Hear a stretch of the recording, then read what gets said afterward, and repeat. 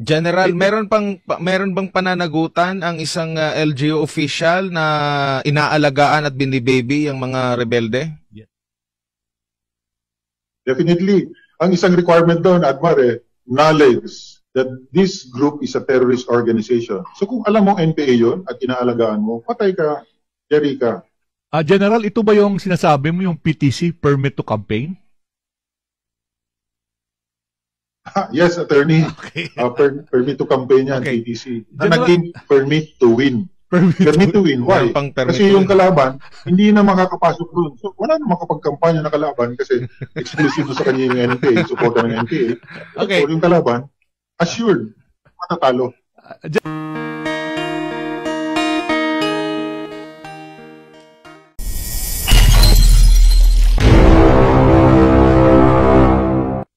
Yes, habang nandyan ka sa loob ng organisasyon na yan, pag nakitaan ka na ng potential na maging kadre or maging NPA or maging political officer ng Communist Party of the Philippines, liligawan ka nila paunti-unti. At kapag ikaw ay pumayag, bibigyan ka nila ng mga advanced na lectures about the Communist Party of the Philippines. Hanggang narating mo ang isang antas na ngayon ay tatanungin ka na kung ready ka na ngayon na sumampa sa Communist Party of the Philippines. At pag nagustuhan mo yung mga tinuturo sa iyo, yung mga matatamis na salita na nagsasabi din sa iyo na para sa bansa itong ginagawa natin, ginagawa nyo, ayun, doon ka na panunumpain.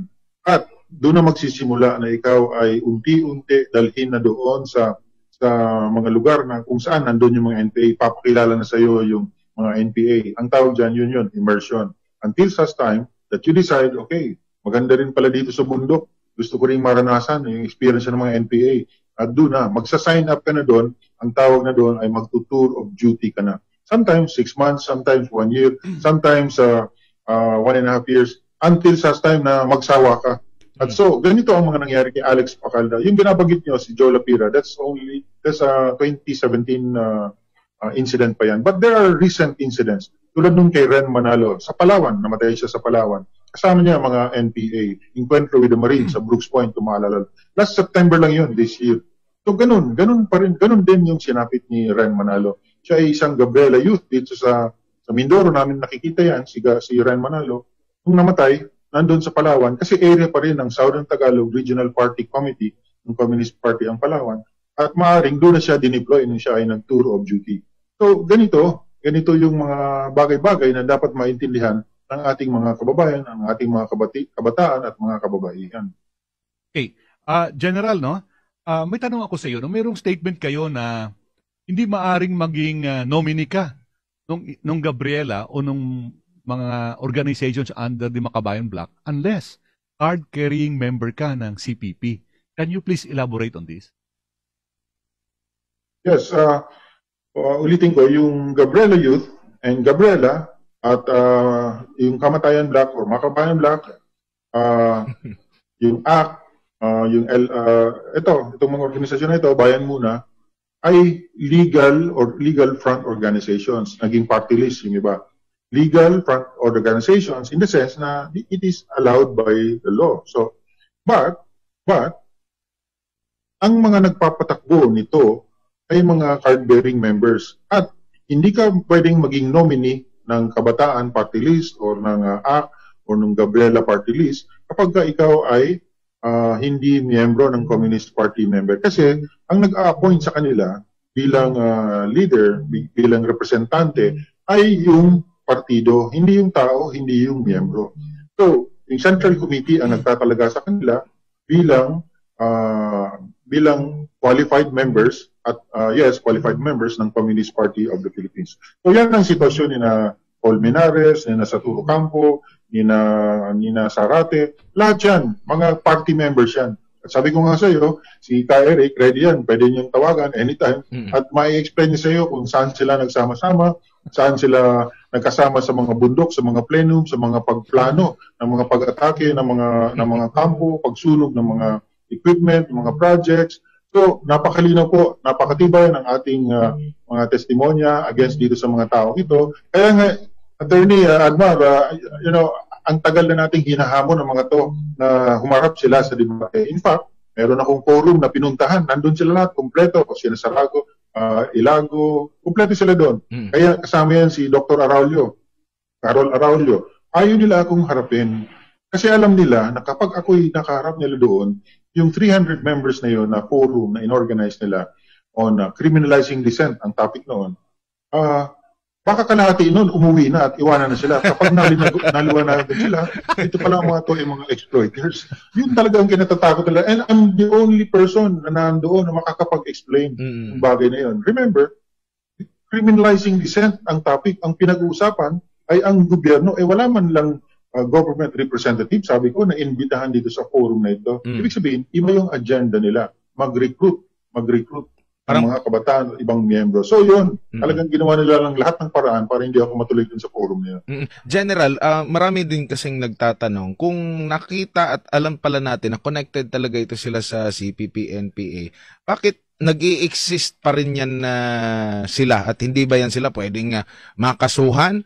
Kasi kumbaga meron na tayong ebidensya, makapagpapatunay, marami ako rin mismo, marami akong na-interview ng mga balikloob nung gumawa kami ng documentary talaga sa Task Force Balikloob under Yusek Mapago. At doon ko talaga nalaman yung mga sinasabi, bata pa lang sila, na-recruit sila, pero bakit hanggang ngayon nandyan pa rin sila? Hindi ba sila pwedeng malipol kung talagang connected talaga yan sila at sangkot yan sila sa CPP-NPA? Pwede na. Ngayon, pwede na. Meron na tayong anti-terror law. Ito ngayon ang magandang opportunity kasi yun yung tanong sa amin. Nag-ikot kami sa buong mundo. Nag-ikot kami sa Europe at ina-explain natin dun sa mga foreign ministries ng Europe na nagbibigay ng funding dito sa mga organisasyon na ito. Bayan Muna, Gabriela, ACT. Lahat yan tumatanggap ng foreign funding. So we were trying to explain to them that these organizations are legal and yet they are supporting the underground organizations. Alam mong tanong sa amin? The same. Bakit ngayon, hanggang ngayon, wala kayong ginagawa dito sa mga organisasyon na yun? So, sinabi namin that we are in the process of crafting this law that will really criminalize being members of this organization, participate in recruitment, participate in many of these activities of these legal front organizations. So nandito na yung batas. Ang naging problema natin, Admar, for the longest time kasi, yung vasiliation ng gobyerno, hindi alam kung paano sila i-treat. Legal ba sila? Illegal ba sila? Because we have the party list. That's the reason why repeal natin yung subversion law. 1995, nagkaroon tayo ng party list para bigyan sila ng pagkakataon na sumali sila sa parliamentary struggle rather than sa armed struggle.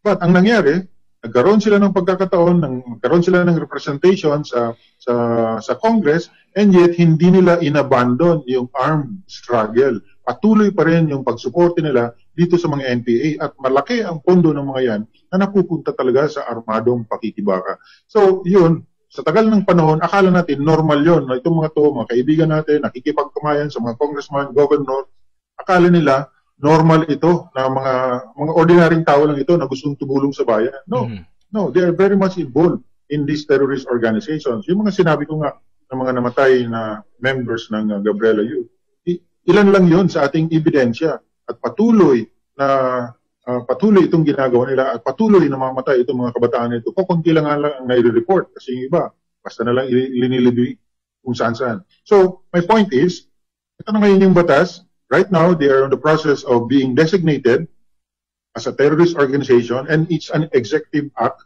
So, si gobyerno lang yan, sa Anti-Terror Council, i-recommend nila yan sa judiciary para desisyonan at i-proscribe. So, pag lumabas na yung proscription itong mga organisasyon na ito at mga taong ito bilang terrorist organization or bilang members bilang terorista, ito na natin sisimulan itong sinasabi natin na legal action against them. In fact, we have already started filing cases. Sa COMELEC nga lang, just to disqualify these organizations for being part, for participating in violent actions. So that's one of the disqualifications according to the COMELEC code. So, pero nandun pa yon yung prosesong yon. But right now, ang maganda rito sa ngayon, sagot dun sa tanong mo, Admar, ang maganda ngayon ay malaki na at makapal na ang ating ebidensya against these people. That is why I'm still here. Kahit na sinabihan ako ni Secretary Lorenzana na tumahimik ka kung wala akong ebidensya. Ang laki ng ebidensya, ang dami nating ebidensya, sir, kaya ako patuloy nang magsasalita dito sa inyo. General, meron kayong exchange ni Senador Hontiveros na nabasa ko sa mga dyaryo. Sinabihan mo siya na nung 1990s, naghiwalay ang reaffirm tsaka rejectionist, no? RA tsaka RJ. Reaffirm yung Maoist thought ni Luis Salandon, ni Joe Masison, at saka reject, no? Sinabihan mo siya na among those who went with the rejection movement ay ang akbayan, na kung saan ito po yung behikulo na sinasakyan ni Senador Hontiveros. At sinabi niyo pa na maraming patayan na nangyari dito, para na-mention niyo yung Operation Ahos. Can you please explain this para malaman ng ating tagapakinig? Yes, yung Oplan Zombie, yung Oplan Ahos, Oplan Tanikala, Oplan Cadena de Amor, Oplan VD, yung sa Leyte, yung Inupakan Leyte Massacre. Ito yung nag-develop ng rift between within the organization. Kaya naghiwalay ngayon yung CPP and PA, nagkaroon ng dalawang faction, yung hindi naniniwala sa ganung marahas na pamamaraan, at yung grupo nito nina Llamas, nina Tabara. So anyway, nagkaroon nga ng rejectionist at reaffirmist, mga reaffirmist, yung mga followers ni Jose Maria Sison, at yung rejectionist, hindi pa yan dyan yung akbayan. Actually, nag-evolve na yung akbayan, nag-split pa yan doon sa grupo nitong nina RPA-ABB. Hanggang yun nga, nahiwalay na ng gusto, at eventually nagkaroon sila ng akbayan which totally condemns violence. So ito yun. Kaya nga ina-explain ko kay Senator Hontiveros, dapat si Senator ang unang nakakaintindi nitong sinasabi natin. Kasi what we're trying to do is to explain to the people the difference between being an activist and being a terrorist. So meron na tayo ngayong grupo tulad ng Akbayan na hindi na ayaw na ng violence. Dito na lang kayo sumali. Kaysa dito kayo sa violenteng terorista na sinasabi natin na involved pa rin sa mga karahasan. So yun ang hindi ko maintindihan kay Senator Hontiveros. Bakit siya masyadong defensive dito sa Gabriela Youth na ito? Of course, we understand, babae siya. But for her to say na hindi ko ginagalang ang mga kababaihan at tinitreating ko yung mga kababaihan, sabi ko, mukhang foul ito, mukhang hindi nabigyan ng tamang informasyon si Senadora. In fact, tinretan niya ako doon na sa susunod na pagharap ko sa Commission on Appointments ay talagang sisiguraduhin niya at hindi niya ito palalagpasin. I'm sorry, sabi ko nga, I'm sorry madam, but I'm not interested in facing that Commission on Appointments. I don't know, ano bang iniisip niya? Gawin niya akong Chief of Staff? Hindi naman yung trabaho ng Senador. But just in case, sabi ko, I'm just saying, that I'm not interested. So let me do my job kasi lahat naman tayo binabayaran ng taxes ng tao. Tulad mo, gawin mo lang yung trabaho mo. Ako, gagawin ko rin yung trabaho ko. And I cannot be accused of threatening these girls, these celebrities. Kasi nga, paano nangyari yun? Ang tao ba na tinreten mo magpapasalamat sa'yo? Walang logic doon, di ba? There's no logic there. So, sabi ko, I'm sure na feed, meron lang nag-feed ng maling impormasyon. O baka nga, ang source, ang reference ni Senadora ay yung mga mali at mga twisted ng mga balita na pinapalabas nitong mga kritiko ko dito sa Inquirer, dito sa Rappler, dito sa marami akong kritiko dyan sa media for my being too open. Yes. General, ito po isa sa mga kontrobersya rin is yung mga tarpaulins na naglalagay doon nga persona non grata dyan po sa Maynila. Nagkaroon po yun ng issue ng mapatanggal at medyo pumalag din si Cavite Governor Junvic na ban sa Cavite yung mga sinasabing red tagging poster. Ano po yung opinion niyo rito, sir? First of all, hindi po ako naglagay ng mga poster na yan. In-explain ko na yan. Hindi rin namin alam. Kasi dito ako sa Solcom, Metro Manila, hindi ko naman area yan. Sabi ko, baka merong naglagay niyan. I'm not sure kung dinesisyonan niya ng National Task Force, LCAC. But the thing is, sabi ko, kung nandyan man yan, mga tarpaulin na yan, good. In fact, nahuhuli na ang Metro Manila. Nahuhuli na ang Maynila. Kasi, buong Pilipinas, cities na ang nag-declare ng CPP, NPA, NDF as persona non grata. So bakit ngayon lang si Maynila? So anyway, nag-comment naman ito si Governor Remulla. Pinapatanggal, sinabi niya na kung ako daw ang maglalagay ng karatula sa Cavite, papatanggal niya. Sabi ko naman, actually, I just got a call from Governor Remulla siguro mga 10 minutes ago. At sabi niya, partner, mukhang pinapagsabong tayo, kaya huwag na nating masyadong ano yan. Sabi ko, sir, let's just work together kasi total, we are in the same boat. Especially when we talk of good governance, ito naman ang sinusulong ng National Task Force LCAP. At siya naman ay provincial chairman ng Provincial Task Force LCAP. So yes, nagkasundo kami na hayaan na lang natin ito. Ano lang siguro yan? Siguro mga gawa lang propaganda ng mga kakampi ko na hindi nila naintindihan yung advocacy mo rin. So yes, ang sinabi ko lang na sorry Governor, pero ako hindi talaga ako naglagay niyan. Secondly, kung ako maglalagay niyan, definitely magpapaalam ako sa iyo. At yun naman, mataas ang respeto ko sa ating mga local officials. We understand, of course, the civilian authority is always above the military. Sa lahat na subscribe sa amin, maraming salamat po. At sa mga hindi pa na-subscribe, please subscribe to our channel para marami pa tayong magawa mga reaction videos at mga entertainment videos. Okay? Stay safe mga kaibigan. Peace! Bye-bye!